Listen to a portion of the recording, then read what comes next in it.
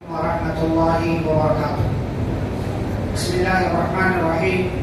الحمد لله رب العالمين وبه نستعين والصلاة والسلام على رسوله النبي نبينا محمد وعلى آله وأصحابه أجمعين ومن تبعهم بإحسان إلى يوم الدين. أما بعد. معزز حاضرین، آج کی اس مجلس میں ہماری گفتگو کا آغاز ہوگا سورۃ الرحمن سے. سورہ رحمان یہ قرآن مجید کی سورہ نمبر 55 ہے اور یہ سورہ بھی عام طور سے لوگوں کو بہت پسند ہوتی ہے، لیکن اس سورہ کی بھی کوئی فضیلت ثابت نہیں ہے. جیسے سورہ یاسین کی کوئی خصوصی فضیلت نہیں ہے، ایسے ہی سورۃ الرحمن کی بھی کوئی خصوصی فضیلت نہیں ہے.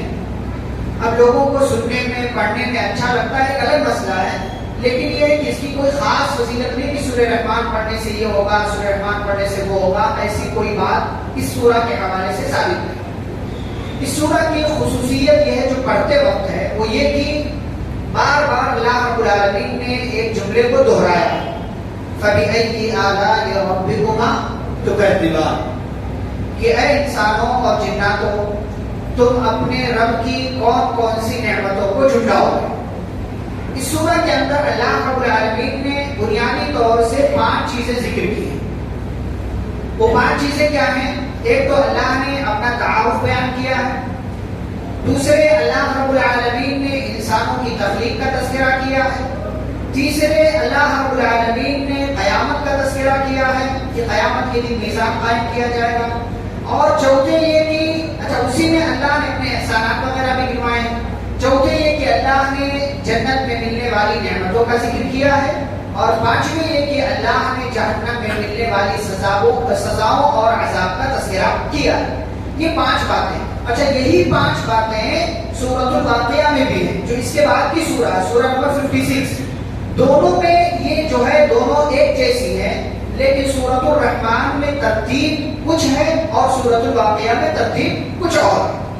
تو پہلے دیکھتے ہیں ایک سورۃ الرحمن پہلے دیکھتے ہیں. اللہ رب العالمین نے اس کے اندر سب سے پہلے اپنا تذکرہ کیا، نام لیا، الرحمن علم القرآن. رحمان وہ ہے جس نے انسان کو کیا سکھایا؟ قرآن سکھایا. خلق الانسان، اور اسی نے اسی انسان کو پیدا کیا ہے اور پھر اس انسان کو سمجھنے کی اور چیزوں کو پرکھنے کی صلاحیت دی. یہ دونوں چیزیں انسان اللہ نے ذکر کی، اپنا تذکرہ بھی اور انسان کی پیدائش کی. پھر اس کے فوراً بعد اللہ نے اپنی نعمتوں کا ذکر کیا ہے، الشمس والقمر بحسبان، سورج، چاند، اور اسی طریقے سے ستارے کا تذکرہ کیا، آسمان کا تذکرہ کیا، زمین کا تذکرہ کیا، اور ساتھ ہی اللہ تعالیٰ نے بتایا کہ قیامت کے دن میزان اور ترازو قائم کیا جائے گا. اور اللہ رب العالمین نے پھر جب اپنے احسانات کا تذکرہ کیا تو اس کے ساتھ ہی اللہ تعالیٰ نے کہا فَبِأَيِّ آلَاءِ رَبِّكُمَا تُكَذِّبَانِ، یعنی جہاں اللہ تعالیٰ نے جیسے ہی نعمتوں کو گنوانا شروع کیا تو کئی ایک نعمتیں اللہ نے گنوائی، اس کے بعد کہا کہ کون کون سی نعمتوں کو جھٹلاؤ گے. پھر انسان کی پیدائش کا تذکرہ کیا، پھر اللہ نے اپنا تعارف ذکر کیا. اچھا، یہاں پر اللہ تعالیٰ نے کہا رب المشرقین و رب المغربین، اللہ 2 مشرق کا رب ہے، 2 مغرب کا رب. مشرق کس کو بولتے ہیں؟ ایسٹ کو. تو کیا ایسٹ کئی ایک ہے؟ ایسٹ ایک ہی ہے، سمت جو ہے وہ ایک ہی ہے، لیکن مشرق اصل میں کہتے ہیں نکلنے کی جگہ کو، اور مغرب کہتے ہیں ڈوبنے کی جگہ کو. لیکن ہم سمجھنے کے لیے مشرق کو ایسٹ کہہ دیتے ہیں اور مغرب کو ویسٹ کہہ دیتے ہیں سمجھنے کے لیے. لیکن مشرق کا مطلب ہے نکلنے کی جگہ. اشرقہ کا مطلب ہوتا ہے طلوع ہونا، نکلنا، روشن ہونا. اسی لیے سورج جو ہے پورب سے مشرق سے نکلتا ہے تو اسی لیے اس کو مشرق کہا جاتا ہے. اچھا، سورج سال کے 12 مہینے الگ الگ جگہ سے نکلتا ہے. جنوری میں اس کی جگہ کچھ اور ہوتی ہے، فروری میں تھوڑا سا اور رائٹ ہو جاتا ہے، مارچ میں تھوڑا سا اور رائٹ، اور اسی طریقے سے اپریل میں تھوڑا سا کرتے کرتے کرتے اگر یہاں جنوری میں یہاں سے نکلا تھا تو دسمبر میں آ کر کے یہاں سے نکلتا ہے. یہ پوری اس کی مطلب سمت ہوتی. اسی لیے اللہ تعالیٰ نے کئی جگہ قرآن مجید میں کہیں کہا مشرق کہا، کہیں مشرقین کہا، 2 مشرق، اور کہیں مشارق کہا. جیسا کہ پارہ نمبر 29 آیا تو اللہ نے وہاں کہا فَلَا أُقْسِمُ بِرَبِّ الْمَشَارِقِ وَالْمَغَارِبِ، مشرقوں اور مغربوں کے رب کی قسم کھاتا ہوں. تو جو ہے ایسٹ بہت سارا نہیں ہے، ویسٹ بھی بہت سارا نہیں ہے، لیکن مشرق کا مطلب ہوتا ہے نکلنے کی جگہ، اور نکلنے کی جگہ، طلوع ہونے کی جگہ کئی ساری ہے سورج کی سال بھر میں الگ الگ مہینے کے حساب سے، اس لیے اس کو مشارق کہہ دیا جاتا ہے. اور ڈوبنے کی بھی جگہ کئی ساری، اس لیے اس کو مغارب کہہ دیا جاتا ہے. پھر آگے اللہ نے اپنے اور احسانات گنوائے، اور ساتھ ہی ساتھ اللہ تعالیٰ نے ان احسانات کو گنوانے کے بعد کہا جس کے پاس جتنی بھی اللہ کی نعمتیں ہو جائیں، لیکن کل من علیہا فان، ہر چیز کو ختم ہو جائے.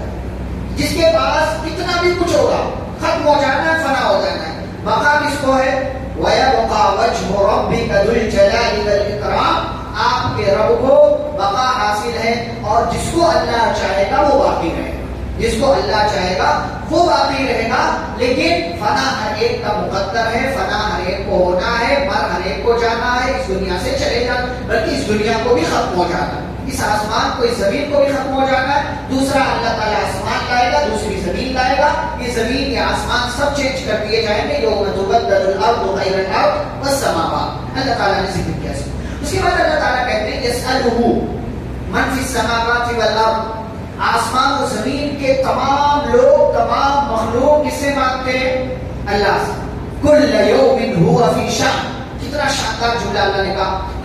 ہر الگ الگ دن میں اللہ کی الگ شان ہوتی ہے. اللہ کسی دن کمزور کو طاقتور بنا رہا ہوتا ہے، کسی دن طاقتور کو کمزور بنا رہا ہوتا ہے، کسی دن غریب کو مالدار کرتا ہے، کسی دن مالدار کو غریب کر دیتا ہے. اس کا اپنا نظام، اس کا اپنا سسٹم ہے. کل یوم ہوا فی شأن، ہر دن رب العالمین کی ایک الگ شان ہوتی ہے، اس کا ایک الگ انداز ہوتا ہے، اور اس کی ایک الگ کیفیت ہوتی ہے، اس کے حساب سے وہ کام کرتا ہے.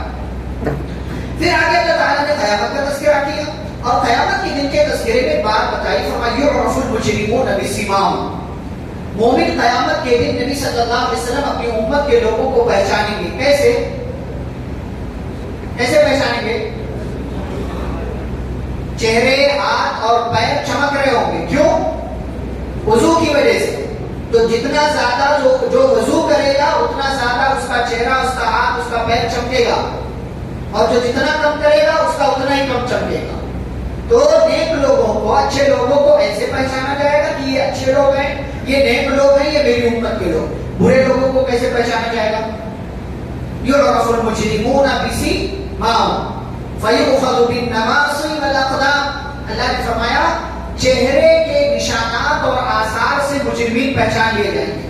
آج بھی دنیا میں دیکھو، جب بچہ جرم کرتا ہے، غلطی کرتا ہے تو کیا کرتا ہے؟ سہما ہوا رہتا ہے، ڈرا ہوا رہتا ہے کہ کہیں ماں سوال نہ کرے، باپ سوال نہ کرے، سہما ہوا رہتا ہے، ڈرا ہوا رہتا ہے. ایسے ہی مجرم کا بھی معاملہ، کوئی بھی مجرم کتنا ہی جو ہے وہ تیز ترار مجرم کیوں نہ ہو، لیکن اس کا دل دھڑکتا رہتا ہے، اس کی کیفیت بدل جاتی ہے جرم کرنے اور گناہ کرنے میں. آپ اپنے آپ کو بھی دیکھیں، کوئی غلطی ہو جاتی ہے نا تو دل دھڑکنے لگتا ہے، ارے یہ کیا ہو گیا مجھ سے، یہ غلطی کیسے ہو گئی. تو اللہ رب العالمین نے یہ ذکر کیا ہے، یعرف المجرمون بسیماہم، مجرمین کو ان کی پیشانی اور ان کے قدموں کے نشانات سے پہچان لیا جائے گا. اور آج دیکھیں دنیا میں جاسوسی کا جو نظام ہے آج بھی، اور اس سے پہلے قدموں کے نشانات کو دیکھ کر کے مجرمین کو پہچانا جاتا تھا. یہ یوں کہہ لیجیے کہ لوگوں کے پیچھے جایا جاتا تھا، ان کی جاسوسی ادھر سے گیا.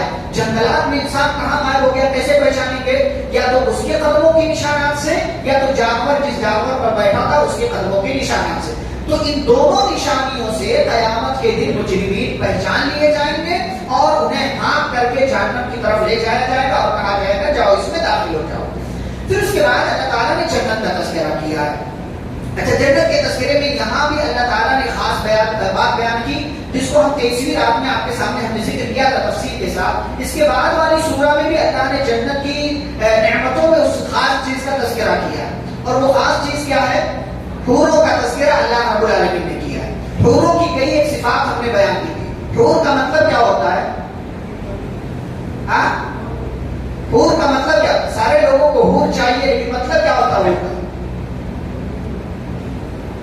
حور کا مطلب کیا ہوتا ہے؟ بہت سارے معانی اس کے علماء نے بیان. اچھا، حور تصور میں کیا آتا ہے؟ بہت خوبصورت ہوگی، بہت خوبصورت ہوگی، لیکن بعض علماء نے اس کی تفسیر میں لکھا کہ وہ بہت کالی ہوگی. بعض علماء نے اس کی تفسیر میں لکھا ہے بہت کال کیوں؟ افریقہ کے بعض ممالک ایسے ہیں کہ وہاں جو جتنا زیادہ جو عورت جتنی زیادہ مطلب رنگ کے اعتبار سے کالی ہو اس کو اتنا ہی زیادہ خوبصورت سمجھا جاتا ہے. ہمارے یہاں لوگوں نے معیار بنا لیا کہ جس کا کلر زیادہ مطلب گورا ہوگا وائٹ ہوگا وہ زیادہ جو ہے خوبصورت ہوگا. کلر کے گورے اور کالے ہونے سے خوبصورت نہیں ہوتا انسان. یہ ہمارا اپنا بنایا ہوا معیار ہے. بعض علماء نے کہا وہ حور جو ہے نا وہ کالی ہوگی. یہ لیلا کو جانتے ہیں؟ لیلا مجنون کو، لیلا مجنون کا نام سنا آپ نے؟ یہ ریئل میں تھے یہ لوگ، کوئی کہانی نہیں ہے. نبی صلی اللہ علیہ وسلم کے زمانے سے پہلے کے لوگ تھے. یہ الگ بات ہے کہ فلموں میں ڈراموں میں لوگوں نے اس کی کچھ اور شکل بنا کر کے لیلا مجنون.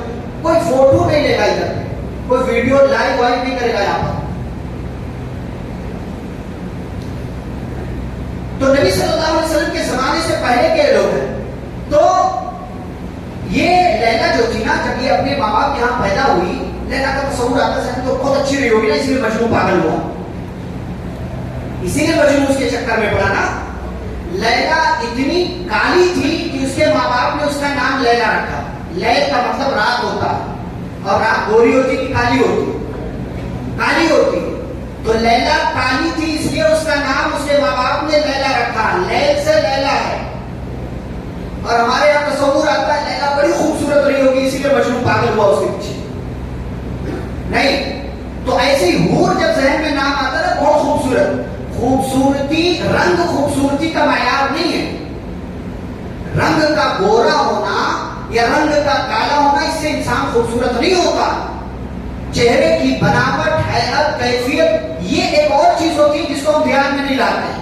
اور اس کے اوپر اللہ تعالیٰ کے یہاں خوبصورتی کا، اچھائی کا معیار کیا ہوا ہے؟ ہمارے یہاں لوگ فیصلے کرتے ہیں کہ یہ گورا ہے چلو اس کو دوسرے کو پھر نام رکھ دیتے ہیں. بہرحال حور کا کئی ایک معنی علماء نے بیان کیا ہے. ایک معنی علماء نے یہ بیان کیا ہے کہ رنگ تو گورا ہوگا لیکن بال بہت کالے ہوں گے. ایک معنی علماء نے یہ بیان کیا ہے کہ اس کی جو حور ہوگی اس کی آنکھیں بڑی بڑی ہوں گی اور اس آنکھ میں ایک جو سفید اور جو ہے سیاہ یعنی بلیک اور وائٹ دونوں چیز ہوتی ہے. تو یہاں وہی حور مراد ہے جس کی آنکھیں بہت زیادہ بلیک اور بہت زیادہ وائٹ ہوں کہ جو ہماری آنکھوں میں بھی کلر ہوتا ہے دیکھنے میں. اسی لیے وہ عورت خوبصورت مانی جاتی ہے جس کی آنکھ زیادہ بڑی ہو. جس کی آنکھ زیادہ بڑی ہو عورت خوبصورت مانی جاتی ہے. تو وہ جنت کی جو عورت ہے جسے حور کہتے ہیں اس کی آنکھیں بھی بڑی ہوں گی اور اس کی آنکھوں میں جو رنگ ہوگا وہ رنگ بھی بالکل وائٹ ہوگا اور جو کالا رنگ ہوگا وہ بالکل ایک دم کالا ہوگا، دکھنے میں بہت خوبصورت ہوگا. پچھلی مجلس میں ہم نے گفتگو کی تھی کہ مردوں کو جنت میں حوریں ملیں گی. کتنی ملیں گی؟ 2. عورت کو کیا ملے گا؟ کیا رہیں گے؟ کون؟ یہ کہاں ہے؟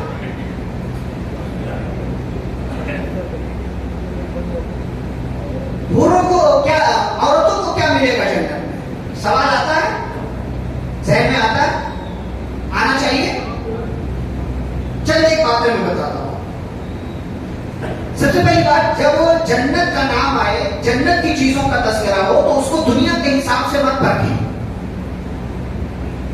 کیونکہ جنت کیا ہے؟ ما لا عین رات ولا اذن سمعت ولا خطر علی قلب بشر. جنت وہ جگہ ہے جس کو کسی آنکھ نے دیکھا نہیں، کسی کان نے سنا نہیں اور نہ ہی کوئی دل اس کے بارے میں تصور بھی کر سکتا ہے کہ جنت ایسی ہے. ہمارے لوگ کشمیر کو جنت کہتے ہیں اور پتہ نہیں کون سے ملک کو جنت کہتے ہیں. اس جنت کے سامنے ہماری بمبئی کے زمانے میں پانی کم چائے نہیں ہے، کچھ نہیں. جنت کے سامنے لوگ جنت عرضی کہتے ہیں، زمینی جنت کہتے ہیں، کچھ نہیں ہے. کسی آنکھ نے آج تک دیکھا ہی نہیں اس جنت کو. ایسی خوبصورت اور پیاری جنت اللہ نے. تو جب جنت کا تذکرہ ہو، جنت کی نعمتوں کا تذکرہ ہو تو وہاں والی چیزوں کو دنیا کے حساب سے سوچ کر کے سوال مت کیا کریں. اس لیے کہ اللہ نے کیا کہا؟ لہم ما یشاؤون فیہا ولدینا مزید. جنتی جو چاہے گا یا چاہے گی وہ سب اس کو ملے گا، وہ سب اس کو ملے گا جو اللہ کے قانون کے دائرے میں. اچھا وہاں غلط خیال بھی نہیں آ سکتا، وہاں غلط خیال بھی نہیں آ سکتا جیسے دنیا میں آتا ہے. دوسری چیز اللہ نے فیہا ما تشتہی انفسکم ولکم فیہا ما تدعون، کہ تمہارے لیے جنت میں وہ ہے جس کا تمہارا دل خواہش کرے گا اور جو تمہاری چاہت ہوگی، یہ سب کچھ ہے۔ اس کے باوجود عورت کو اگر یہ سوال آتا ہے کہ عورت کو جنت میں کیا ملے گا، تو دیکھیں اللہ رب العالمین نے قرآن میں اس کا تذکرہ نہیں کیا ہے۔ اس کا تذکرہ نہیں، کیوں تذکرہ نہیں کیا؟ مرد والا تو تذکرہ کر دیا، اب اللہ تعالیٰ ظالم تو نہیں ہے، نا انصافی تو نہیں کرتا۔ علماء نے کہا کہ مرد چونکہ عورت کی طرف راغب ہوتا ہے، عورت کا طالب ہوتا ہے اور اس خواہش کا اظہار بھی کرتا ہے، اس لیے اللہ نے مردوں والی بات بتا دی قرآن میں۔ لیکن عورت اگر خواہش بھی کرے، اس کے یہاں خواہش ہوتی ہے، اگر خواہش بھی وہ کرے تو اس کا اظہار نہیں کرتی، اس لیے اللہ نے عورت کی شرم و حیا کے تقاضے کو ملحوظ رکھتے ہوئے اللہ نے قرآن میں اس کا تذکرہ نہیں کیا، اس کو اپنے پاس رکھا۔ اب عورت وہاں جائے گی تو اس کو اللہ رب العالمین وہ چیز عطا کر دے گا۔ دوسری بات اس میں کہ اگر پھر بھی ذہن میں سوال آتا کہ کیا ملے گا، تو اللہ نے کیا فرمایا؟ لا يسأل عما يفعل وهم يسألون، اللہ جو کام کرتا ہے اس کے کام کے بارے میں اس سے سوال نہیں کیا جائے گا۔ یہ اصول ہے، قانون ہے کہ اللہ نے کہا تو مان لو، نہیں کہا تو اس کے چکر میں مت پڑو، کیونکہ اللہ نے جو کر دیا اس کے بارے میں اللہ سے سوال نہیں کرو۔ تیسری بات اس میں کہ کچھ خاص عورتیں ہیں، ان کے تعلق سے بات، اب عورتوں کی کئی ایک صفات ہوتی ہے، جیسے ایک عورت کہہ لیجیے، لڑکی کہہ لیجیے، بالغ ہوئی، شادی سے پہلے انتقال ہو گیا، تو اس کے ساتھ کیا معاملہ ہوگا؟ ایک عورت بالغ ہوئی اور شادی بھی ہوئی، اور شادی کر کے وہ اپنے شوہر کے پاس بھی گئی لیکن پھر انتقال ہو گیا۔ ایک عورت ہے کہ جس کی شادی ہوئی اور شادی ہونے کے بعد اس کے شوہر کا انتقال ہو گیا اور اس نے کہیں اور شادی نہیں کی، یہ ایک عورت۔ ایک عورت ہوئی، ایک عورت ہے اس کی شادی ہوئی اور اس کے شوہر نے اس کو طلاق دے دیا، یا شوہر مر گیا، اچھا طلاق دے دیا، اس نے دوسری جگہ شادی کر لی۔ پھر ایک عورت ہے کہ جس نے شادی کی، شوہر کے پاس گئی، شوہر نے طلاق دے دیا اور پھر اس کے بعد اس عورت نے کسی اور مرد سے شادی کر لی۔ یہ مختلف حالات ہوتے ہیں عورتوں کے۔ تو اب ان حالات میں عورت کو جنت میں کیا ملنے والا ہے؟ تو سب سے پہلی بات، وہ لڑکی جس کا انتقال ہو جائے شادی سے پہلے اور وہ بالغ ہو کر کے مری ہے، تو ایسی صورت میں اس عورت کا نکاح اللہ وہاں پہ کروائے گا۔ کس سے کروائے گا؟ اللہ والے، اللہ جانتا، کیونکہ کچھ لڑکے بھی ایسے انتقال ہوں گے نا جو جنت میں جائیں گے، بالغ ہوں گے، ان کی شادی نہیں ہوئی رہے گی، تو اللہ تعالیٰ ایسی لڑکیوں کا نکاح کرا دے گا کہ جن کی بغیر شادی کے جن کا انتقال ہو گیا۔ پیارے رسول صلی اللہ علیہ وسلم نے فرمایا جنت میں کوئی بھی کنوارا یا کنواری نہیں ہوگی، کوئی سنگل جنت کے اندر نہیں ہوگا، اور جنتیوں کی عمر کتنی ہوگی؟ 33 سال، بارک اللہ فیک، 33 سال کی عمر ہوگی جنتیوں کے، ہر جنتی کی، مرد بھی عورت بھی۔ اچھا، ایک عورت ہے کہ جس کی شادی ہوئی، شوہر کے پاس بھی گئی اور پھر شوہر ہے، اس عورت کا انتقال ہو گیا، تو اگر دونوں میاں بیوی جنتی ہیں تو یہ دونوں جنت میں بھی میاں بیوی ہوں گے، یہ دونوں جنت میں بھی میاں بیوی ہوں گے اور ان دونوں کو اللہ تعالیٰ اکٹھا کر دے گا۔ ایک عورت وہ ہے کہ جس کی شادی ہوئی اور شادی ہونے کے بعد اس کے شوہر کا انتقال ہوا اور اس عورت نے کہیں اور شادی نہیں کی، تو پھر ایسی صورت میں بھی دونوں اگر جنت میں گئے تو دونوں اکٹھا ہوں گے۔ ایک عورت وہ ہے کہ جس نے شادی کی، شادی کے بعد اس کے شوہر کا یا تو انتقال ہو گیا یا تو اس کو طلاق ہو گئی، تو ایسی صورت میں اس عورت کو کیا ملے گا؟ پیارے نبی صلی اللہ علیہ وسلم نے فرمایا، اور اس نے کہیں اور شادی کر لی، تو یہ عورت دنیا سے جاتے ہوئے آخری بار جس مرد کی نکاح میں تھی، جنت میں وہی والا مرد اس کو اللہ رب العالمین عطا کرے گا۔ سمجھ میں آئی بات؟ جنت میں وہی والا مرد اللہ رب العالمین اس کو، جیسے ایک عورت ہے دنیا میں کسی بھی وجہ سے اس نے 3 مردوں سے نکاح کیا، یا تو طلاق کی وجہ سے یا تو شوہر کے انتقال کی وجہ سے، اب ان تینوں میں سے اگر تینوں کے تینوں جنتی ہیں تو ان تینوں میں سے کس کے ساتھ وہ جنت میں رہے گی؟ اگر عورت جنت میں جائے گی تو آخر والی کے ساتھ، آخر۔ اسی لیے امہات المومنین کے لیے نکاح حرام کر دیا گیا، امہات المومنین کے لیے نکاح حرام کر، نبی کے بعد کسی اور کے عقد میں نہیں جا سکتی، کیوں؟ اس لیے کہ ایک تو نبی کا مقام ہے، ایک تو نبی کا مقام، دوسرے یہ کہ اگر یہ عورت کسی اور کے عقد میں چلی گئی تو جنت میں نبی کے ساتھ کے بجائے وہ دوسرے والے شوہر کے ساتھ یہ رہے گی۔ تو اگر کوئی ایسی عورت ہے کئی مردوں کے عقد میں رہی ہے تو آخری والے مرد، مطلب آخر میں مرد کے پاس تھی اسی مرد کے ساتھ وہ جنت میں رہی. اور اگر یہ مان لیں کہ اس کا شوہر جنت میں نہیں جا رہا ہے یا عورت جنت میں چلی گئی شوہر جہنمی ہے شرک کی وجہ سے یا جس بھی وجہ سے, تو ایسی صورت میں اللہ رب العالمین اس عورت کی شادی کسی اور مرد سے کروا دے گا. یہ وہ چیزیں ہیں جو جنت میں عورتوں کو ملنے والی. اب اس کے علاوہ بھی اگر کچھ چاہیے تو پھر اللہ سے مانگو, باقی سوال کا جواب ہمارے پاس نہیں. یہاں پر جو ہے سورۃ الرحمن مکمل ہوتی ہے, اس کے بعد سورۃ الواقعہ کا آغاز ہوتا ہے. سورۃ الواقعہ میں بھی اللہ رب العالمین نے سب سے پہلے قیامت کا تذکرہ کیا. قیامت کے تذکرے کے بعد اللہ تعالیٰ جنت میں جانے والے لوگوں کا تذکرہ کیا جو سب سے پہلے آگے جائیں گے بالکل, جو شروع میں مسلمان ہوئے, اور پھر اس کے بعد جو بعد میں ایمان والے ہیں وہ جنت میں جائیں گے. پھر جہنمیوں کا اللہ نے تذکرہ کیا. اچھا, جہنمیوں کے تذکرے کے بعد اللہ تعالیٰ نے 4 سوالات کیے ہیں. 4 سوالات کیا کیا؟ فرمایا افرأیتم ما تمنون, کیا وہ لطفہ پانی کا وہ لطفہ جو ماں کے رحم میں جاتا ہے, انتم تخلقونہ ام نحن الخالقون, کیا اس لطفے سے تم بچہ پیدا کرتے ہو یا ہم پیدا کرنے والے ہیں؟ اللہ نے یہ سوال کیا. دوسرا سوال اللہ تعالیٰ نے کیا کہ افرأیتم الماء الذی تشربون, وہ پانی جو تم پیتے ہو اللہ اس کو آسمان سے نازل کرنے والا ہے یا تم نازل کرتے ہو؟ تیسرا سوال اللہ تعالیٰ نے کیا افرأیتم النار التي تورون, کیا وہ آگ جس کو تم جلاتے ہو اللہ رب العالمین نے اس کے پیڑ کو اس کے درخت کو پیدا کیا ہے یا تم پیدا کرنے والے ہو؟ ایک چوتھا سوال اللہ تعالیٰ نے کیا افرأیتم الذی تحرثون, کیا وہ کھیتی جس کو تم جو ہے مشین کے ذریعے جس میں کھیتی کرتے ہو انتم تزرعونہ ام نحن الزارعون, کیا اس کے ذریعے غلہ اناج تم پیدا کرتے ہو یا ہم پیدا کرنے والے ہیں؟ یعنی سارا کام جب ہم کر رہے ہیں تو اے غافلو, اے نادانو, اے کم عقلو, دوسروں کی عبادت کرنے کی کیا ضرورت ہے تم کو؟ سارا ہم کریں اور تم اور کسی کے سامنے جا کر کے سر جھکاؤ, کسی اور کو مشکل کشا مانو. ساری چیزیں, ساری تدبیر, سارا پلان سب کچھ ہم کرتے ہیں, تم جا کر کے کسی اور کے سامنے اپنا سر جھکا دیتے ہو.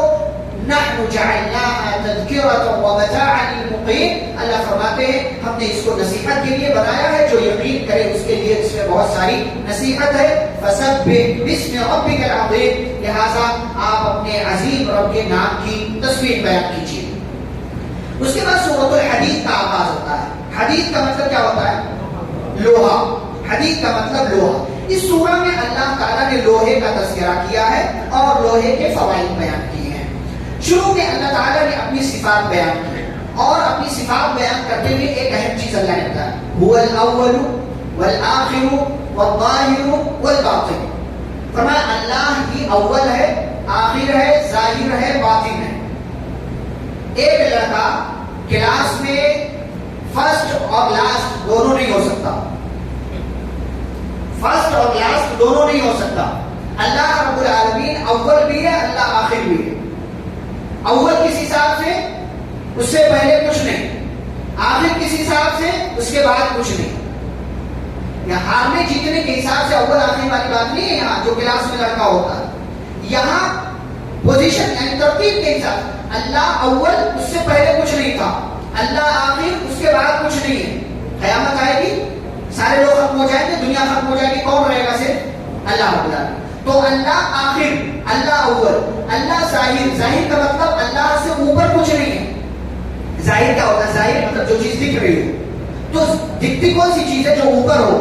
تو اللہ سب سے ظاہر ہے, اس کے اوپر کچھ نہیں. اور اللہ باطن ہے, اس کے نیچے کچھ نہیں. یعنی اس کے پیٹھ پیچھے کچھ نہیں, اس کے پیچھے کچھ نہیں کیا جا سکتا ہے. اس سے چھپ کر کے آپ کوئی کام نہیں کر سکتے. اللہ تعالیٰ سے کوئی بھی چیز چھپی ہوئی نہیں ہے. یہ اللہ تعالیٰ کی 4 عظیم صفتیں ہیں. پھر آگے اللہ نے ایک چیز ذکر کیا, جملہ, جس سے ہمارے بعض بھائی استدلال کرتے ہیں, عقیدت وحدت الوجود ثابت کرتے ہیں. وہ معکم اینما کنتم, اللہ تمہارے ساتھ ہے جہاں کہیں تم ہوتے ہو. کہتے ہیں اللہ ہر جگہ ہے. اللہ ہر جگہ, یہ اللہ کی ذات کے ساتھ توحید ہے. اللہ کی ذات کی توحید ہے کہ آپ اللہ کو ہر جگہ مانیں. اللہ ٹوائلٹ میں بھی ہے, اللہ واش روم میں بھی ہے, اللہ کچرے کے پاس بھی ہے, اللہ گٹر میں بھی ہے. جہاں انسان جاتا وہاں اللہ اس کے ساتھ ہے. وہ معکم اینما کنتم, اس کا مطلب کیا ہے؟ اللہ ساتھ ہے, لیکن کیسے؟ علم کے اعتبار سے, ورنہ ذات کے اعتبار سے اللہ الرحمن علی العرش استوى, اللہ بھائی اسی قرآن میں یہ آیت بھی ہے، اسی قرآن میں یہ آیت بھی. اب دونوں میں بظاہر یہ لگ رہا ہے کہ اختلاف ہے، بیچ کا راستہ کیا ہے؟ اب تم یہ مان لو کہ اللہ ہر جگہ ہے، تو عرش پر مستوی ہونے کا کیا مطلب ہوا؟ عرش پر مستوی ہونے کا کیا مطلب ہو؟ دونوں کے درمیان بیچ کا راستہ، اللہ عرش پر مستوی ہے ذات کے اعتبار سے، اور علم کے اعتبار سے اللہ رب العالمین ہر جگہ ہے. جیسا کہ اللہ نے کہا وَأَحَاطَ بِكُلِّ شَيْءٍ عِلْمًا، اللہ نے ہر چیز کو اپنے علم سے گھیر کر رکھا ہوا ہے. جہاں کہیں ہم ہوتے ہیں اللہ کا علم ہمارے پاس ہوتا ہے، یعنی اللہ تعالیٰ ہمارے بارے میں جانتا ہے، اللہ تعالیٰ ہمیں دیکھ رہا ہوتا ہے. پھر قیامت کے دن کا ایک بڑا عجیب و غریب منظرنامہ اللہ نے ذکر کیا. فرمایا مومنین جو ہوں گے وہ ایمان کی روشنی میں اپنا سفر طے کریں گے. پل صراط کا سفر جانتے ہیں؟ ایمان جس کے پاس جتنا زیادہ ہوگا اس کے پاس روشنی اتنی ہی زیادہ ہوگی، اور اسی روشنی میں وہ اپنا آگے کا سفر طے کر جائے گا، جنت میں چلا جائے گا. لیکن جس کے پاس یہ روشنی نہیں ہوگی وہ دھڑام سے بیچ میں گرے گا، شروع میں گر جائے گا اور جہنم میں وہ چلا جائے گا. یہیں پر منافقین ہوں گے. منافقین جب یہ دیکھیں گے کہ ایمان والے روشنی میں اپنا سفر طے کر رہے ہیں تو وہ کہیں گے نقتبس من نورکم، کہیں گے بھائی ہمیں بھی تھوڑا دکھا دو، ہمیں بھی تھوڑی روشنی دکھا دو تاکہ ہم بھی تمہارے ساتھ اسی راستے سے گزر جائیں. جیسا کہ ایک مثال لے لیں، لائٹ چلی جائے، کرنٹ چلا جائے، آپ کو باہر نکلنا ہو، آپ کے پاس موبائل نہ ہو، ٹارچ نہ ہو، آپ کو اپنی چپل لینا ہو، اپنا شوز لینا ہو، تو کیا کریں گے؟ بازو والے کے پاس موبائل ہے، ٹارچ ہے، روشنی، تو کیا کہیں گے؟ بھائی مجھے بھی دکھا دو، میری چپل نہیں مل رہی، میری چپل نہیں مل رہی. جنت وہاں اس میدان میں بھی، قیامت کے دن بھی ایسے ہی جب ایمان والے اپنی روشنی میں اپنا سفر طے کریں گے تو منافق کہے گا او بھائی مجھے بھی تھوڑی روشنی دکھا دو، نقتبس من نورکم، تاکہ میں روشنی میں آگے کا سفر طے کروں. تو جنتی کیا کہیں گے؟ ارجعوا وراءکم، جاؤ پیچھے کی زندگی دیکھو، روشنی یہاں نہیں ملے گی، روشنی پیچھے کی زندگی پر. فالتمسوا نورا، اور اپنی روشنی تلاش کرو کہ تم اپنی روشنی یہاں نہیں ہے، تمہاری روشنی دنیا میں چھوڑ کر آئے ہو، دنیا میں اللہ کی بات کو تم نے نہیں مانا، ایمان نہیں لائے، تو آج یہاں پر ہم سے روشنی مت مانگو، کیونکہ ہم اپنی روشنی، اپنا نور جو اللہ نے ایمان کا نور ہم کو عطا کیا ہے، وہ نور، وہ روشنی ہم تم کو نہیں دے سکتے ہیں. اللہ فرماتا ہے فَضُرِبَ بَيْنَهُمْ بِسُورٍ لَهُ بَابٌ بَاطِنُهُ فِيهِ الرَّحْمَةُ وَظَاهِرُهُ مِنْ قِبَلِهِ الْعَذَابُ. افسوس کریں بھائی کھڑے، جیسے ہی جنتیوں کی طرف سے جواب ملے گا ایمان والوں کی طرف سے، اپنے اوپر افسوس کریں گے کہ اے کاش میں بھی دنیا میں ایمان لایا ہوتا تو میرے پاس بھی ایمان کی روشنی ہوتی اور اسی روشنی میں میں بھی اپنا سفر طے کر جاتا. اللہ رب العالمین نے فرمایا کہ وہاں ان جہنمیوں کا، کافروں کا اور ان منافقوں کی کوئی مدد کرنے والا نہیں ہے، اور ان کو کہا جائے گا مأواکم النار، جاؤ تمہارا ٹھکانہ جہنم ہے، اور جہنم بہت بری جگہ ہے. پھر دنیاوی زندگی کی حقیقت اللہ نے بیان کی. اللہ کی مغفرت حاصل کرنے کے لیے دوڑو بھاگو، اللہ نے اس کا تذکرہ کیا. جنت حاصل کرنے کے لیے بھاگو دوڑو، اس کا تذکرہ اللہ نے کیا. اور پھر اپنی ایک عظیم نعمت، لوہے کی نعمت کا اللہ رب العالمین نے تذکرہ کیا. وَأَنزَلْنَا الْحَدِيدَ فِيهِ بَأْسٌ شَدِيدٌ وَمَنَافِعُ لِلنَّاسِ. اپنے گھروں میں آپ دیکھیں کتنے لوہے کے سامان آپ کو ملیں گے. مسجد میں نظر دوڑائیں کتنے لوہے کے سامان آپ کو ملیں گے. آپ اپنی دکان میں نظر دوڑائیں کتنے لوہے کے سامان آپ کو ملیں گے. اسی لیے علماء نے کہا ہے کہ لوہا ایک انسانی زندگی کے لیے نہایت ہی ضروری چیز ہے، اور جو بندہ لوہے کا کاروبار کرتا ہے اللہ نے اس کے لیے کافی منافع للناس، اس کے لیے فائدہ ہی فائدہ. اسی لیے آپ دیکھیں پوری مارکیٹ دنیا کا سروے کر لیں، لوہے کا جس نے بھی کاروبار کیا، ہو سکتا ہے کسی کا کبھی گھاٹا ہو گیا ہو، لیکن اس لوہے کے کاروباری کا کبھی بھی گھاٹا نہیں ہوا. یہ اللہ نے ذکر کیا ہوا فیہ منافع للناس. اور آج تو ہم تھوڑا سمجھتے ہیں نا کہ لوہے سے کیا کیا فائدے ہیں. پرانے زمانے میں جنگیں جب ہوتی تھی لوہے کے سارے سامان بنتے تھے. خود سر پر لگانے والا، زیرہ بدن جسم پر پہننے والا، تلوار، نیزہ، بھالا اور گھوڑے کے پیروں میں ڈالا جانے والا نعل، یہ سب کا سب لوہے کا بنتا تھا، سب کا سب لوہے کا بنتا تھا.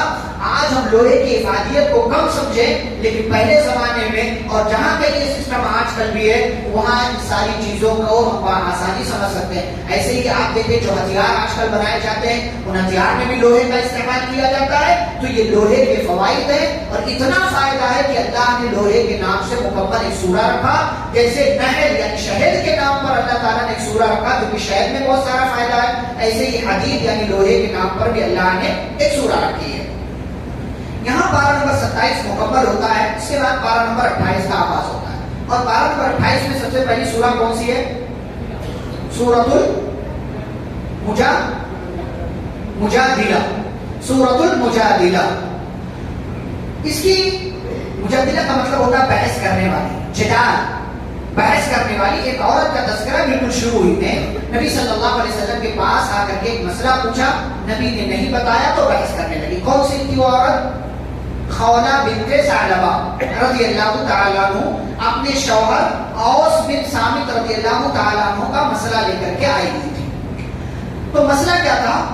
عربوں میں یہ ہوتا تھا کہ جب عورت کو طلاق دینی ہوتی تھی نا تو بعض دفعہ ڈائریکٹ کہہ دیتے تھے جاؤ تو میرے یہاں سے نکل جا, چلی جا, طلاق ہے تجھے. اور بعض دفعہ اشارے میں بولتے تھے. اشارے میں کیا بولتے تھے؟ انت علیہ کظہر امی, تو میرے لیے میری ماں کی پیٹھ کی طرح, یعنی جیسے میرے لیے میری ماں کی پیٹھ حرام ہے ایسے ہی آج سے تو میرے لیے حرام ہو. یہ اشارے میں بولتے تھے. نبی دین آنے کے بعد یہ پہلا واقعہ ہوا تھا خولہ بنت ثعلبہ رضی اللہ تعالیٰ عنہ کے ساتھ. ان کے شوہر نے کہہ دیا انت علیہ کظہر امی, تو میرے لیے میری ماں کی پیٹھ کی طرح. اب بیچاری بڑی پریشان ہوئی, بڑی پریشان ہوئی, نبی صلی اللہ علیہ وسلم کے پاس آئی اور کہنے لگی اللہ کے نبی ابھی تک تو میرے شوہر نے مجھ سے بہت فائدہ اٹھایا, یعنی ایک تک میں جوان تھی, میرا جسم اس لائق تھا تو میرے شوہر نے بہت فائدہ اٹھایا. میرے بچے ہو گئے, بچے بھی بڑے ہو گئے ہیں, اور اب میں بوڑھی ہو گئی ہوں تو میرے شوہر نے مجھ سے کہہ دیا انت علیہ کظہر امی, تو میرے لیے میری ماں کی پیٹھ کی طرح ہے. تو آپ مجھے بتائیے اس مسئلے کا حل کیا؟ اور میں اپنے شوہر سے دور بھی نہیں جانا چاہتی کیونکہ میں اپنے شوہر سے بہت محبت کرتی ہوں. سارے مسائل تھے اس عورت کے پاس, لیکن نبی صلی اللہ علیہ وسلم کے پاس ہی پہلا مسئلہ, پہلا کیس آیا تھا. قرآن کی بھی کوئی بات اس حوالے سے نہیں ہے. اما عائشہ رضی اللہ تعالیٰ عنہ فرماتی ہے کہ وہ عورت وہیں بیٹھ کر کے نبی سے بحث کر رہی ہے, نبی سے بار بار کہہ رہی میرے ساتھ یہ مسئلہ ہوا ہے آپ جواب دیجئے. اور میں نبی صلی اللہ علیہ وسلم کے سر کی مالش کر رہی تھی یا سر کا مساج کر رہی تھی, جو بھی آپ کہہ لیجئے, اور وہ عورت تھوڑی دوری پر تھی. تھوڑی بات میرے کان تک پہنچ رہی تھی, تھوڑی بات نہیں پہنچ رہی تھی. کہ تھوڑی دیر میں نے دیکھا کہ نبی کے چہرے کا رنگ بدلا, جسم کی کیفیت بدلی. مجھے معلوم ہو گیا جبریل آ چکے ہیں. جبریل آئے, وحی نازل ہوئی, جبریل چلے گئے. نبی نے خولہ بنت ثعلبہ سے کہا دیکھو تمہارے مسئلے کا حل اللہ نے نازل کر دیا. اللہ نے کہا قد سمع اللہ قول التی, سات آسمان کے اوپر اللہ ہے, عرش پر ہے, کہتا ہے اللہ نے اس عورت کی بات کو سن لیا. یہ اللہ کا پاور ہے, یہ اللہ کا پاور ہے. مائک میں یہاں بند کر دوں, پیچھے والوں کو سنائی نہیں دے گا, بولیں گے زور سے بولو, سنائی نہیں دے گا ان کو. ایک کمرہ اما عائشہ کو سنائی دے رہا ہے, نہیں دے رہا, دونوں طرح کی سچویشن ہے. اسی کمرے میں, اسی حجرے میں, اور سات آسمانوں کے اوپر اللہ رب العالمین کی ذات عرش پر مستوی ہے. قرآن کی آیت نازل کی تو کیسے انداز دیکھے, قد یقیناً سن لیا اللہ رب العالمین نے اس عورت کی بات کو جو آپ سے اپنے شوہر کے مسئلے میں بحث کر رہی تھی. اور اس مسئلے کو زہار کا مسئلہ کہا جاتا ہے. اس مسئلے کو زہار کا مسئلہ کہا جاتا ہے. اس کا کفارہ اللہ تعالیٰ نے نازل کیا. فرمایا کہہ دینے سے کوئی عورت ماں نہیں ہو جاتی, کہہ دینے سے کوئی عورت ماں نہیں ہو جاتی. یہ ایک لغو بیکار کی بات ہے جو ایک شوہر اپنی بیوی کے تعلق سے زبان سے نکالتا, لیکن چونکہ اس سے غلطی ہوئی ہے تو اس غلطی کی بھرپائی, اس کا کفارہ کیا ہے؟ اللہ تعالیٰ نے 3 آپشن دیا. آپشن نمبر 1, ایک غلام آزاد کرنا. یہ کر سکتا ہے تو ٹھیک ہے, نہیں تو 2 مہینے کا مسلسل روزہ رکھنا, مسلسل کنٹینیو, ایک دن کا بھی بلا وجہ گیپ نہیں ہونا چاہیے, ایک دن کا بھی. یہ نہیں کر سکتا 2 مہینہ, 1 مہینہ نہیں رکھ پا رہے, کتنے لوگ اس میں 1 مہینہ نہیں رکھتے, 2 مہینہ کو رکھے گا. یہ نہیں کر سکتے تو 60 مسکینوں کو کھانا کھلایا, 60 مسکینوں. شریعت نے, اللہ نے ایک حل دے دیا. اچھا یہی والا کفارہ اس مرد کے لیے, اس گنہگار کے لیے بھی ہے جو روزے کی حالت میں خود پر قابو نہ پا سکے اور جا کر کے اپنی بیوی سے اپنی خواہش کو پوری کر لے. سمجھ آ رہا؟ رمضان کا روزہ ہے، فرض روزہ ہے، اور رمضان کے روزے کی حالت میں کوئی مرد اپنی شہوت پر کنٹرول نہ رکھ سکے اور روزے کی حالت میں چاہے اپنی بیوی سے اپنی خواہش کو پوری کر لے، اس سے یہ غلطی ہوئی تو اسے سب سے پہلے توبہ کرنا چاہیے اور ساتھ ہی ساتھ کفارے کے طور پر ان تینوں میں سے کوئی ایک کام کرنا چاہیے. ایک صحابی بھاگتے ہوئے اللہ کے نبی صلی اللہ علیہ وسلم کے پاس آئے، کہنے لگے اللہ کے رسول دخلت علی امراتی فی رمضان، کہنے لگے میں رمضان میں اپنی بیوی پر داخل ہو گیا، یعنی مجھ سے یہ غلطی ہو گئی ہے، اب کیا کروں؟ کہا صلی اللہ علیہ وسلم نے کفارہ بتایا کہ جاؤ یہ تینوں میں سے کوئی کام کر لو. غلام آزاد کر سکتے ہو؟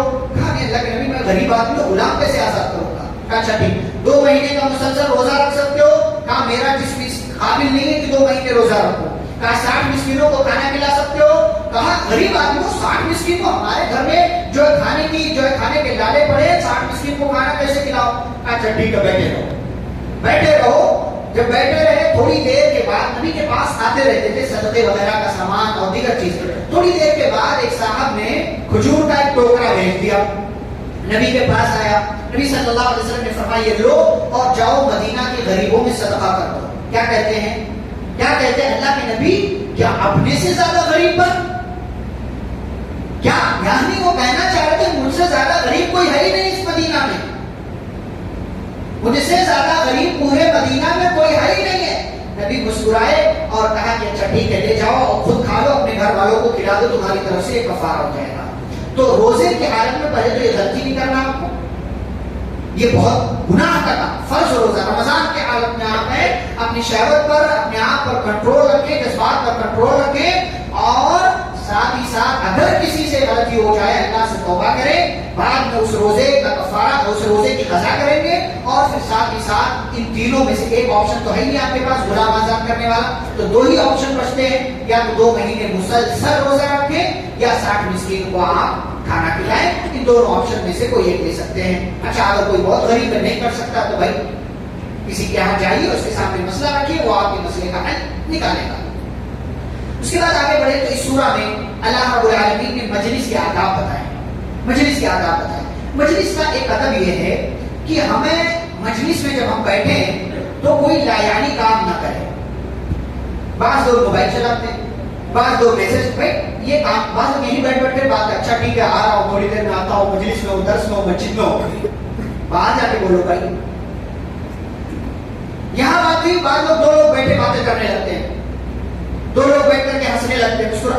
یہ قرآن کی حدیث کسی کی اپنی بات ہو ہنسو مسکراؤ، لیکن جب بات دین کی ہو رہی ہو، قرآن کی ہو رہی ہو، حدیث، تو ادب کا تقاضا یہ ہے کہ غور سے سنو. ادب کا ضرورت پڑے جاؤ، کوئی آپ کو زبردستی نہیں بیٹھائے گا. کام پڑتے ہیں، انسان کو ضرورت پڑتی جائیے، آپ باہر جائیے، میسج کیجیے، فون کیجیے، بات کیجیے، جو کرنا ہے کیجیے. لیکن مجلس میں کیا ہوتا ہے؟ ایک بندہ اٹھتا ہے، کسی کو کچھ بولتا ہے، کسی کو پوری مجلس اسی طرف ہو جاتی، پوری مجلس اسی کو دیکھنے لگتی. تو اس سے مجلس میں خلل پڑتا ہے. اور اسی طریقے سے مجلس اگر تنگ پڑ رہی ہو تو اپنے بھائیوں کو جگہ دینی چاہیے. اللہ نے کہا لوگوں کے لیے مجلس میں جگہ پیدا کرو، اللہ تمہارے لیے جگہ پیدا کرے گا.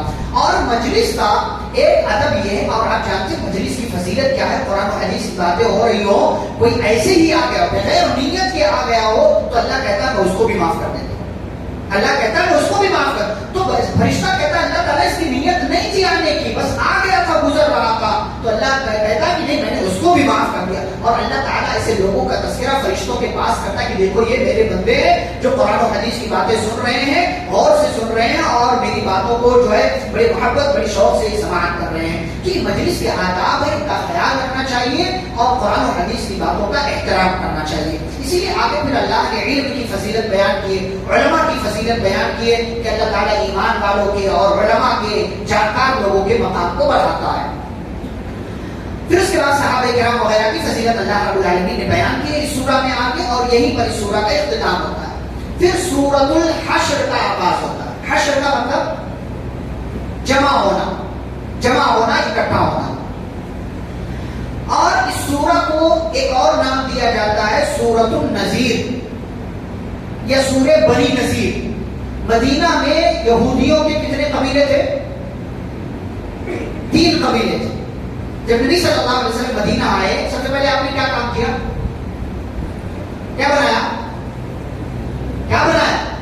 مسجد بنائی، پھر بھائی چارہ کیا، پھر مسلمانوں کو زندگی گزارنے کے اصول بتائے، پھر جو مدینہ میں یہودیوں کے 3 قبیلے تھے ان تینوں قبیلوں سے کیا کیا؟ معاہدہ اور ایگریمنٹ کیا کہ بھائی ہم ایک ہی شہر میں رہتے ہیں تو بھائی بھائی بن کر کے رہیں گے، ہمارا دکھ تمہارا دکھ، تمہارا دکھ ہمارا دکھ، ہمارا سکھ تمہارا سکھ، ہم ہر ایک مشکل میں جو ہے ایک دوسرے کا ساتھ دیں گے، اور کوئی بھی اگر معاہدے کو توڑ دیتا ہے وہ غدار مانا جائے گا اور اس کے ساتھ لڑائی کی جائے گی۔ یہ معاہدہ کر لیا۔ 3 قبیلے کون کون سے تھے؟ بنو قینقاع، بنو نذیر اور بنو قریظہ۔ انہیں میں ایک قبیلہ تھا بنو نذیر نام کا، اسی کے نام پر یہ سورہ بھی عبداللہ بن عباس رضی اللہ تعالیٰ عنہ نے کہا کہ چاہو تو اس سورہ کو سورہ بنی نذیر یا سورۃ النذیر بھی کہہ سکتے ہو۔ کیوں؟ اس لیے کہ اس سورہ میں بالکل شروع میں انہی بدبختوں کا اور یہودیوں کا تذکرہ ہے۔ بنو نذیر کا واقعہ کیا ہے؟ نبی صلی اللہ علیہ وسلم نے ان سے معاہدہ کیا، لیکن یہ بدمعاش اتنے تھے یہودی قوم کہ در پردہ سازشیں کرتے رہتے تھے چھپ چھپا کر کے۔ ایسی ایک سازش کی لوگوں نے ایک مرتبہ رسول اکرم صلی اللہ علیہ وسلم جو ہے گشت کر رہے تھے، دورے پر تھے، وزٹ کیا ہوا تھا، آپ ان لوگوں کے قبیلے میں گئے ہوئے تھے، تو ان لوگوں نے پلان بنا لیا کہ کوئی ہے جو یہاں پر وہ ٹھہرے ہوئے ہیں محمد صلی اللہ علیہ وسلم، کوئی جائے اور چھت پر سے ان کے اوپر پتھر گرا دے۔ سلام بن مشکم نام کا ایک بندہ تھا، وہ اٹھا اور جہاں نبی صلی اللہ علیہ وسلم کھڑے تھے دیوار کا ٹیک لگا کر کے وہ اس کی چھت پر چڑھا اور اس نے چاہا کہ پتھر وہ گرا دے۔ بنو نذیر کا آدمی تھا۔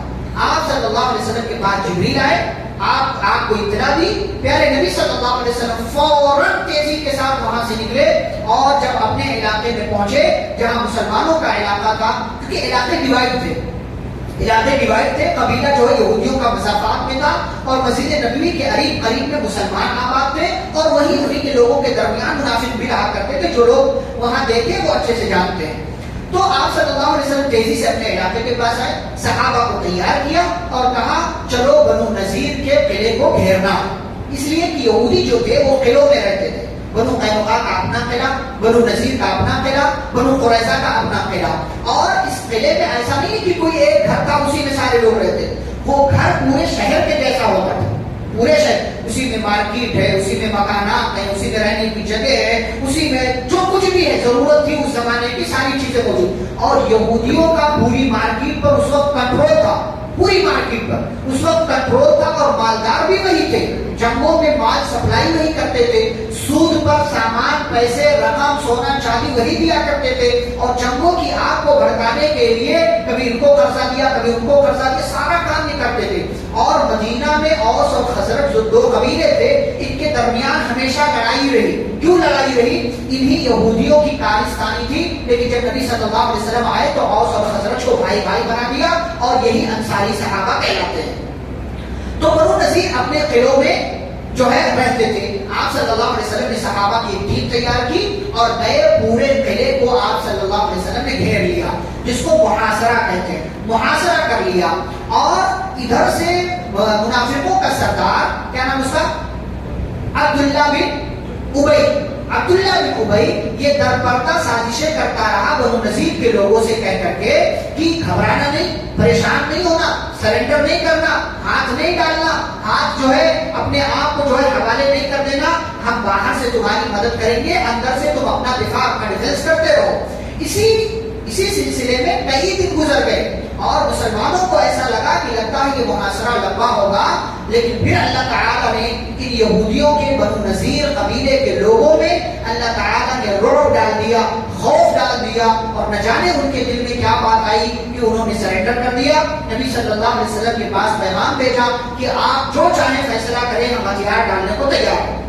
آپ صلی اللہ علیہ وسلم نے 3 دن کی مہلت دی، کہا 3 دن کے اندر یہاں سے نکل جاؤ، 3 دن کی مہلت دی جاتی ہے، جتنا سامان اپنے جانوروں پر لاد کر لے کر جا سکتے ہو لے کر چلے جاؤ، تمہیں آزادی ہے، تمہیں چھوٹ ہے۔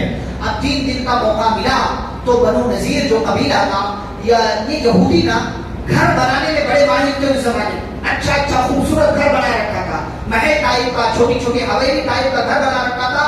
اپنے ہی ہاتھوں سے اپنے گھر کو توڑنے لگے کہ اب ہمارا قبضہ نہیں رہ گیا ہے، مسلمان اس پر قبضہ کر لیں گے تو اس کو خراب کر کے رکھ دو. اسی کو اللہ نے کہا یخربون بیوتہم بایدیہم وایدی المؤمنین، یہ لوگ بھی اپنے گھروں کو برباد کر رہے تھے اور مسلمان بھی ان کی مدد کر رہے تھے. 3 دن گزرا، جتنا لاد سکتے تھے لاد کر کے لے کر چلے گئے. صرف ان لوگوں میں سے صرف 2 لوگ، 2 یہودی جو ہے وہ مسلمان ہوئے. تو نبی صلی اللہ علیہ وسلم نے ان کا پورا سامان جو گھر تھا ان کو واپس کر دیا اور باقی لوگوں کے مکان پر قبضہ کر لیا گیا.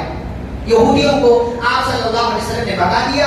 یہاں سے وہ جو ہے مسافات کے خیبر کے علاقے میں گئے. عمر رضی اللہ تعالیٰ عنہ کا زمانہ آیا تو خیبر کے علاقے سے بھگا دیا گیا اور پھر اور بعد کے زمانے میں ان کا مکمل طور سے یہودیوں کا وہاں سے صفایا کر دیا گیا. اور انہی ساری چیزوں کا بدلہ آج یہ نامنجات قوم فلسطین کے مسلمانوں سے لیتی ہے. بلکہ فلسطین کے یروشلم کے جو پورا شام کا جو پرانا فلسطین تھا اس میں کئی ایک ملک آتے تھے. اسرائیل ہے، فلسطین ہے اور اس کے بعد اس کے آس پاس کے اور کئی علاقے ہیں، وہ سارے علاقے اس میں آئے. انہی ساری چیزوں کا بدلہ یہ یہودی قوم فلسطینی مسلمانوں سے لے رہی ہے، لیتی رہتی ہے. لیکن اللہ تعالیٰ کی لاٹھی میں آواز نہیں ہے، اللہ تعالیٰ غافل نہیں ہے. اللہ تعالیٰ بھی آج کل آپ واقعات آپ سن ہی رہے ہوں گے، جان رہے ہوں گے، خانہ جنگی کا یہ یہودی قوم شکار ہے. اس وقت اسرائیل میں خانہ جنگی اور خود حکومت کے خلاف یہودی عوام جو ہے وہ اٹھی ہوئی ہے. اللہ تعالیٰ ان کو آپس میں لڑا رہا. گرچہ فلسطین پر بیت المقدس میں نماز پڑھنے والوں پر حملے ہو رہے، لیکن یہ اللہ تعالیٰ کا پلان ہے. اپنے سسٹم کے تحت اللہ تعالیٰ کام کرتا ہے اور وہ دن بھی آئے گا کہ کسی یہودی کو اس زمین پر کوئی پناہ نہیں ملے گی. یہاں تک کہ کسی پیڑ کسی پتھر کے پیچھے یہودی چھپا ہوگا تو وہ پتھر گواہی دے گا کہ مسلمان یہاں پر یہودی چھپا ہے میرے پیچھے، آؤ اس کو قتل کرو. یہاں اس درخت کے پیچھے یہودی چھپا ہوا ہے، آؤ اس کو قتل کر دو. وہ دور بھی آنے والا ہے، وہ زمانہ بھی آنے والا ہے. تو اللہ تعالیٰ کی یہ بات ہے، ساری ایمان رکھنا چاہیے، نہیں کرنا. تو بنو نذیر کو پیارے نبی صلی اللہ علیہ وسلم نے جلا وطن کر دیا، بھگا دیا گیا. اسی پورے واقعے کو اللہ تعالیٰ نے قرآن میں ذکر کیا. اچھا، مال جو ہے جنگوں میں ملتا تھا 2 طرح کا ہوتا تھا.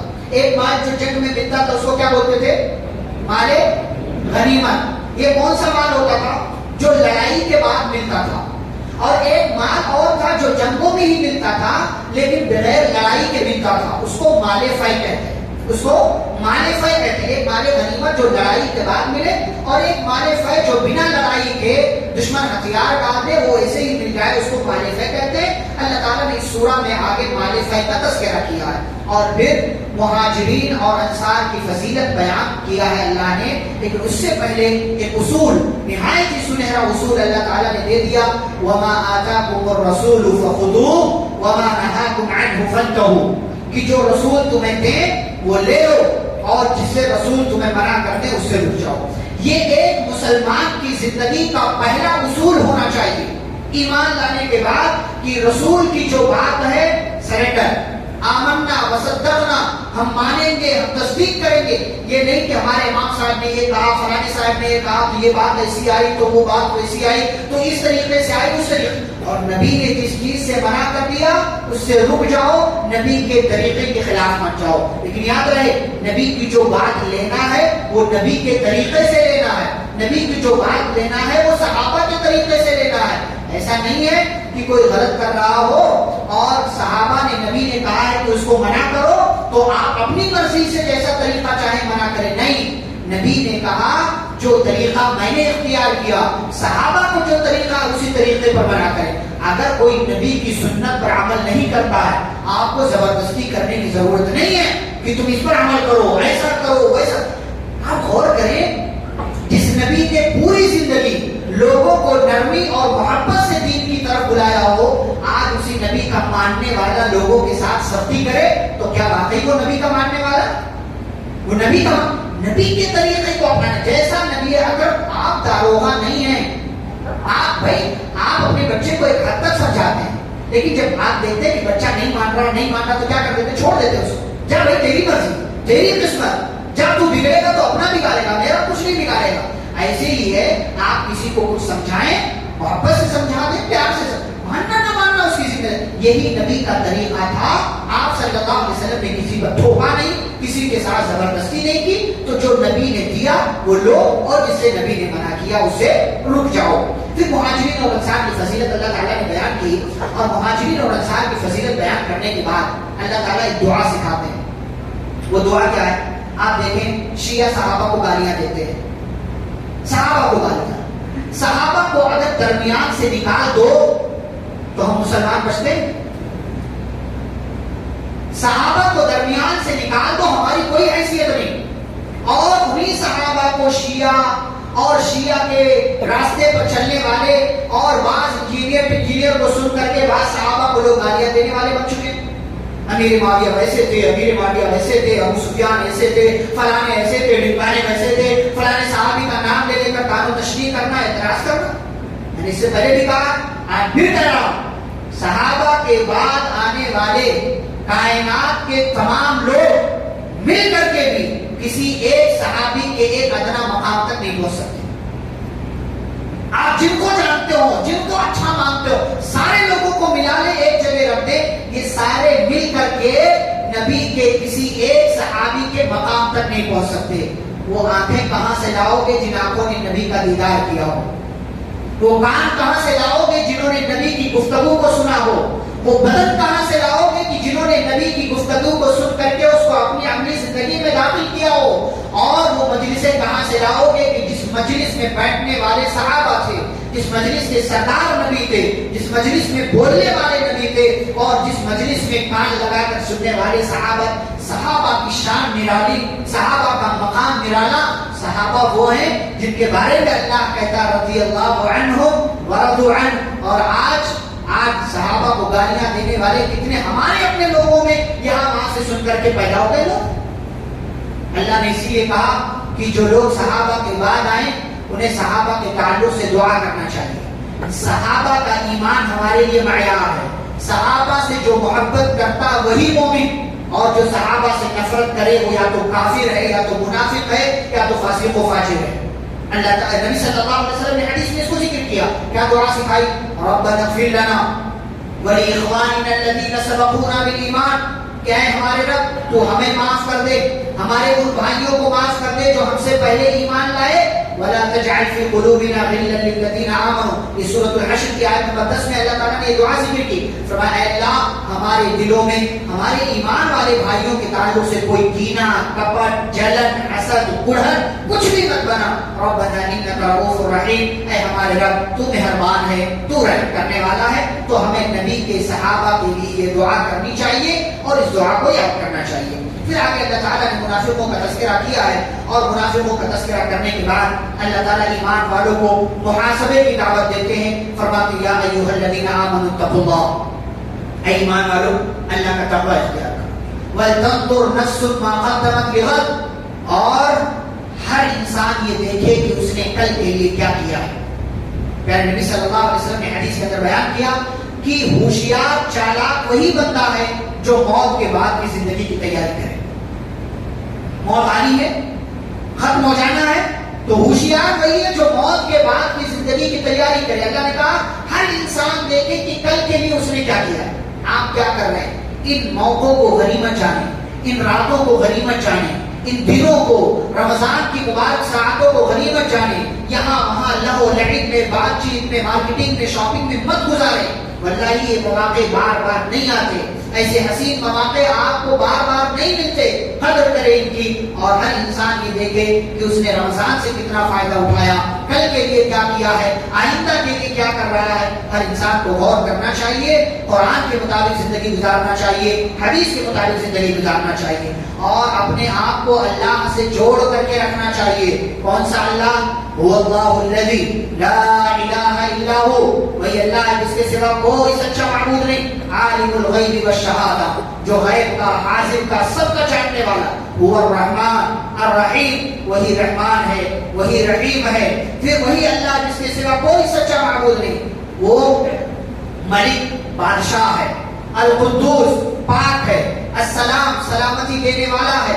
المؤمن, انسانوں کو ایمان کی طرف رہنمائی کرنے والا، المہیمن نگراں ہے، العزیز غالب ہے، الجبار زبردست ہے، المتکبر تکبر کرنے والا ہے۔ تکبر اللہ کے لیے مناسب ہے، بندوں کے لیے غیر مناسب ہے۔ وہی اللہ متکبر ہے اور اس کی ذات میں ذرہ برابر کوئی عیب اور کوئی نقص نہیں ہے۔ وہی اللہ ہے الخالق جو پیدا کرنے والا ہے، الباری جو انسان کو اس شکل میں دنیا کے اندر لانے والا ہے جس شکل میں اللہ تعالیٰ نے اس کے لیے مقدر میں لکھا ہوا تھا، المصور وہی اللہ تصویر بنانے والا ہے۔ انجینئر ایک سانچہ بناتا ہے، اسی ایک سانچے سے ساری چیزیں بنتی ہیں، لیکن اللہ تعالیٰ مصور ایسا ہے کہ آج 750 کروڑ کی آبادی پوری دنیا میں دیکھ لیں، آپ کو کوئی نہ کوئی فرق ہر چہرے پہ نظر آ جائے گا۔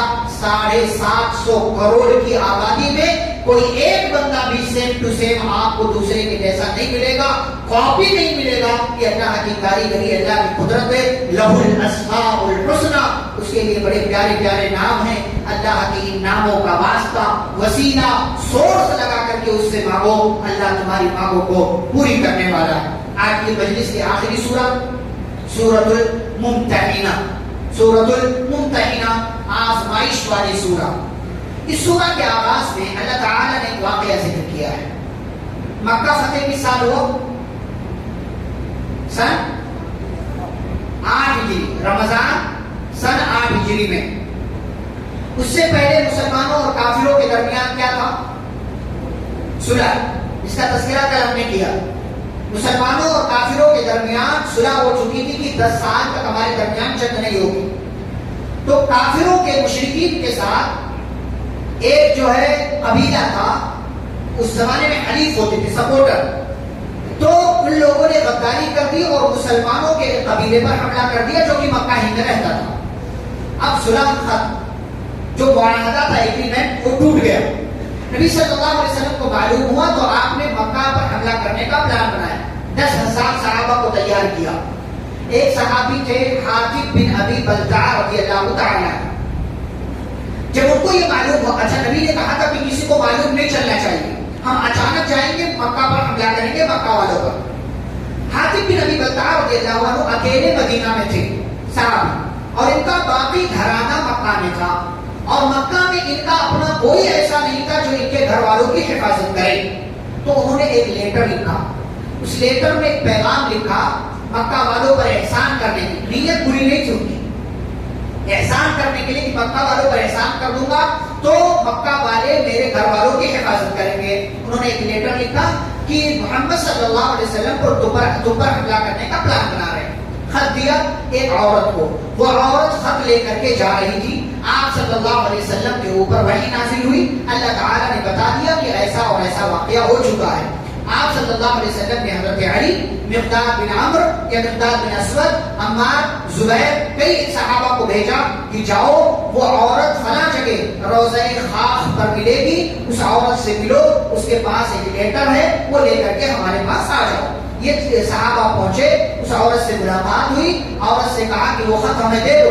اس نے پہلے تو انکار کیا، لیکن جب ان لوگوں نے زبردستی کی، کہا اگر نہیں دو گے تو ہم تمہارے ساتھ زبردستی کریں گے۔ تو اچھا کہا ٹھیک ہے، منہ اس طرف کرو، اور منہ دوسری طرف صحابہ نے کیا۔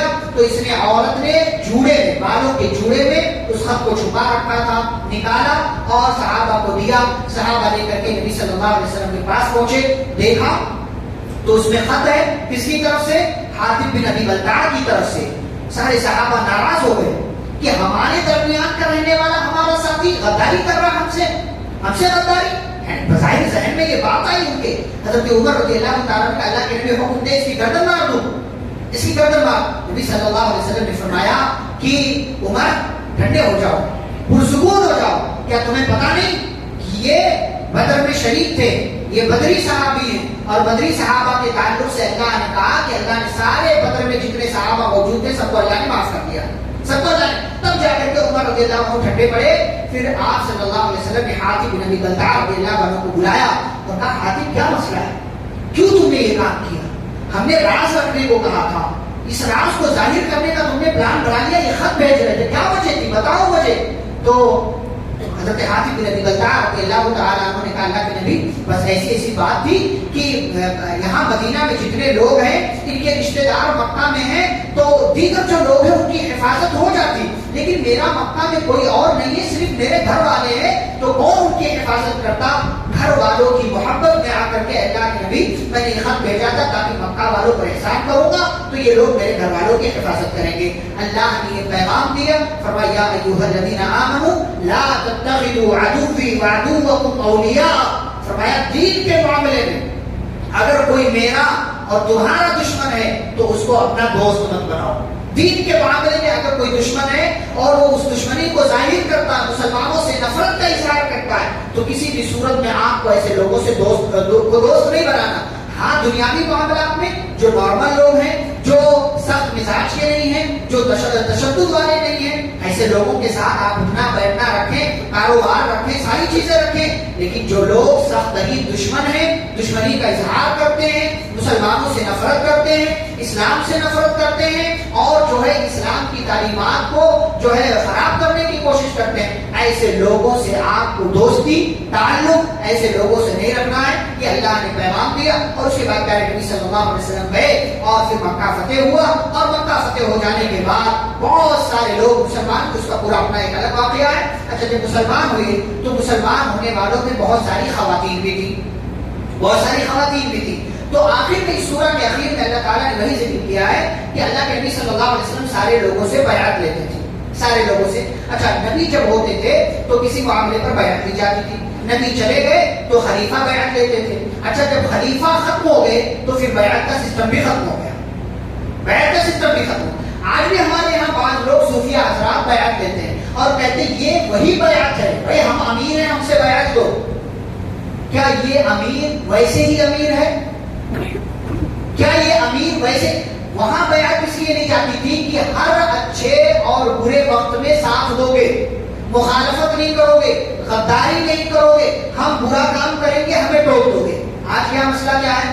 امیر صاحب ہے، خلاف نہیں بول رہا ہوں کہ چاہے امیر صاحب جتنا بھی غلط بیعت کی ہو نا، خاموش رہنا، سوال کرنے کے لیے۔ یہاں مسئلہ کیا ہے کہ بیعت کرنے والا جو یہاں معاملہ چل رہا ہے ہمارے یہاں، بعض لوگوں کے یہاں کیا مسئلہ ہوتا ہے؟ خاموش رہنا، بولنے والی عزت کرو۔ عزت کا مطلب لوگ یہ سمجھتے ہیں کہ اعتراض نہیں کرنا، جو کہہ لیا مان لو، چاہے وہ ان کی اپنی بات ہو، غلط بات ہو، کفر کی بات ہو، شرک کی بات ہو، ٹوکنے کی اجازت نہیں۔ اس بیعت کی وہ حیثیت نہیں ہے جو بیعت اس زمانے میں نبی صلی اللہ علیہ وسلم لیتے تھے یا خلفاء کے ہاتھ پر بیعت لی جاتی تھی، اس کی وہ حیثیت نہیں ہے۔ اس لیے یہ کہنا کہ فلاں نے بیعت نہیں لیا تو یہ جماعت سے خارج ہو گیا، فلاں سے خارج ہو گیا، یہ صرف ڈھکوسلے بازیاں ہیں۔ اور آج کے جو امیر ہوتے ہیں ان کی شان میں کیا ہے؟ ہر امیر صاحب ہے، ان کی بیعت شان میں غلو ہوتی ہے، اور جو ہے ان کے مناقب، ان کے فضائل جو ہے وہ بیان کیے جاتے ہیں جو ان کے دماغ میں یا جو ان کی شخصیت میں ہے بھی نہیں۔ بہرحال تو نبی صلی اللہ علیہ وسلم بیعت لیتے تھے،